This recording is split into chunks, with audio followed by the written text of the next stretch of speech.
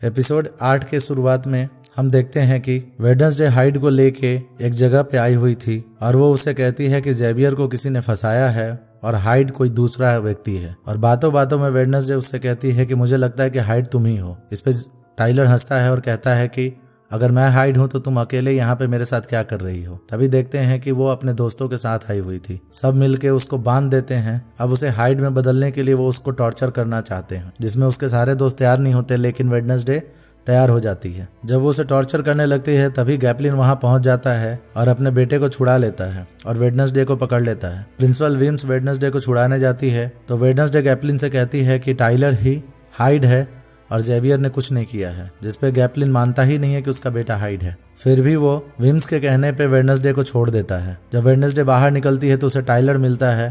Tyler उसके कान में कहता है कि तुम्हें हारना कैसा लगा और अभी तो बहुत कुछ होना बाकी है। इधर प्रिंसिपल विम्स वेडनेसडे को लेकर अपने ऑफिस में जाती है और उसे कहती है कि तुम अपना सामान पैक कर दो, तुम्हें स्कूल से निकाल दिया गया है। जिसपे वेडनेसडे कहती है कि टाइलर हाइड है और यहाँ पे खून खराबा वही कर रहा है और गेट्स की फैमिली का कोई मेंबर हमारे बीच में मौजूद है। जिसे प्रिंसिपल विम्स उसके कुछ बात नहीं सुनती तो वो जेवियर से मिलने चली जाती है और जेवियर से बोलती है कि तुम पे शक टाइलर ने पैदा करवाया और टाइलर ही असली हाइड है। जिसपे जेवियर भी उसकी कोई बात नहीं सुनता और कहता है कि तुम यहाँ से चली जाओ क्योंकि की तुम ही हो और तुम्हारे चलते ही ये सारा खतरा नेवर मोड में आया है। वेडनेसडे यहाँ से नाराज होकर चली जाती है और अपने कमरे में जाके अपना सामान पैक करने लगती है, जिसमें एनिड भी उसकी मदद कर रही थी। एनिड उससे बोलती है कि वो उसे कभी भूल नहीं पाएगी। वेडनेसडे नीचे आती है तो उसके सारे दोस्त उससे मिलने आए हुए थे। तभी वहां पे थॉर्नहिल आती है और उसे एक पौधा गिफ्ट में देती है। विम्स आती है और उसे कहती है कि मैं तुम्हें स्टेशन तक खुद छोड़ने जाऊंगी। तो वेडनेसडे उससे कहती है कि मैं यूजिन से मिल के आती हूँ और वो यूजिन से मिलने चली जाती है, जहाँ पे वो यूजिन से कहती है कि तुम अपनी मधुमक्खियों का साथ कभी मत छोड़ना, लेकिन तुम अपने कॉटेज में अभी मत जाना क्योंकि वहाँ पे हाइड हो सकता है और वो तुम पे जानलेवा हमला कर सकता है और उस दिन कॉटेज में धमाका करने वाला व्यक्ति टाइलर हो सकता है। तो वो कहता है कि टाइलर तो रेड बूट नहीं पहनता, जिस व्यक्ति ने उसमें धमाका किया था उसने रेड बूट पहने थे। तभी वेडनेसडे को चमकता है कि रेड बूट तो उसने थॉर्नहिल को पहने हुए देखा था जब वो उसका वेलकम करने के लिए उसके कमरे में आई थी। अब वो सब बातें समझ जाती है। वो सीधा थॉर्नहिल के पास पहुंचती है और वो पीछे से उसे लॉरेल नाम से पुकारती है, जिसका वो पलट के जवाब देती है। अब वेडनेसडे को पूरा यकीन हो जाता है कि यही वो है जिसने हाइड को जगाया है और उसे पालतू बना लिया है। तभी वहां पे टाइलर आ जाता है, जिसपे थॉर्नहिल टाइलर को कहती है कि तुम वेडनेसडे को मार दो। तभी हमें पता चलता है कि वो टाइलर नहीं है, वो विम्स है जो टाइलर का वेश बदल के यहाँ पे आई हुई थी। इधर टाइलर तो वेडनेसडे को मारने के लिए स्टेशन पे गया हुआ था। थॉर्नहिल को मौका मिलता है और वो एक इंजेक्शन विम्स के गर्दन में घुसेड़ डालती है जो कि जहर का था, जिसकी वजह से प्रिंसिपल विम्स वहीं मारी जाती है। वेडनेसडे जब विम्स को देखने जाती है तो वो उस पे पीछे से हमला कर देती है, जिसके चलते वेडनेसडे बेहोश हो जाती है और वो उसे उठा के क्रैकस्टोन के थॉम के पास लेके जाती है। थिंग ये सारी चीजें देख रहा था। वो जल्दी से जाके एनिड को ये सारी बातें बताता है। एनिड सारे लोगों को ये सारी बातें बताती है और वो भी क्रैकस्टोन के थॉम के पास जाने लगती है। यहाँ पे जब वेडनेसडे को होश आता है तो वो देखती है कि चारों तरफ मोमबत्तियां जलाई गई हुई है और उसके थॉम के चारों तरफ वो सारे अंग रखे हुए हैं जो उन मरे हुए व्यक्तियों से चुराए गए थे। वो समझ जाती है कि इन अंगों को जोड़ के ही क्रैकस्टोन जिंदा होगा और इसीलिए वहां पे लिखा हुआ था कि फायर विल रेन, यानी वो जब जिंदा होगा तो आग बरसेगी। यहाँ पे थॉर्नहिल बताती है कि क्रैकस्टोन को बदला लेने के लिए गूडी एडम्स ने मारा था और इस टॉम के ऊपर उसने एक ताला लगा दिया, जिसपे जादू से उसने अपना खून लगाकर ये कह दिया था कि जब तक मेरे किसी वंश का खून इस पे नहीं लगेगा तब तक क्रैकस्टोन जिंदा नहीं होगा। और आज फुल मून नाइट के दिन ही मैं गूडी एडम्स के वंशज का खून लगा के इस टॉम को खोल के क्रैकस्टोन को जिंदा करूंगी।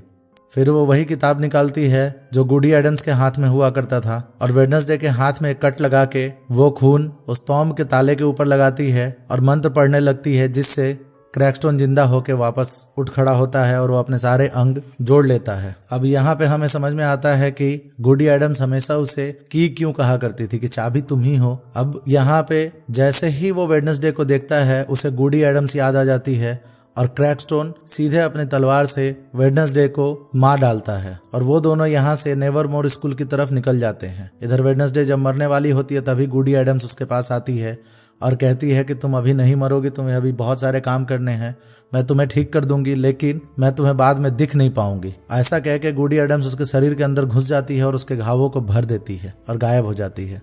इधर स्कूल में एनिड के द्वारा बताने के चलते सारे बच्चों में अफरा तफरी मच जाती है और वो लोग स्कूल से बाहर निकलने की कोशिश करने लगते हैं। वेडनेसडे स्कूल की तरफ आ रही होती है, तभी रास्ते में उसे टाइलर मिल जाता है। टाइलर वेडनेसडे को देखते ही हाइड में बदल जाता है और उसे मारने वाला होता है। तभी वहाँ पे एक वेयरवुल्फ आ जाता है, जिसके बालों का रंग देख के हमें समझ में आता है कि ये एनिड ही है। यानी एनिड अंततः अपने दोस्त को बचाने के लिए वेयरवुल्फ में बदल ही गई। अब हाइड और एनिड के बीच में बहुत लड़ाई होती है, जिसमें एनिड उसे बहुत घायल कर देती है।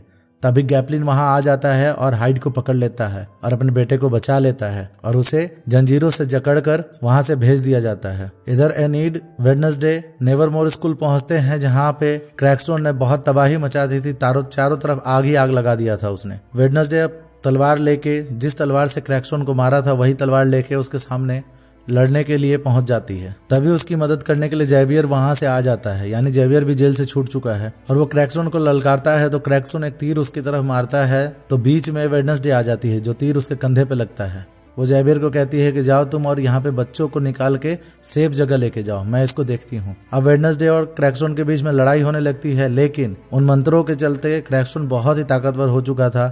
वो अपने एक बार में उस तलवार को भी तोड़ डालता है और वेडनेसडे को मारने ही वाला था, तभी बियंका पीछे से आके उसके शरीर में एक तलवार घोंप देती है। अब इधर गुडी एडम्स ने जाने से पहले वेडनेसडे को बताया था कि क्रैकस्टोन के काले दिल पे ही वार करने पे वो मारा जा सकता है।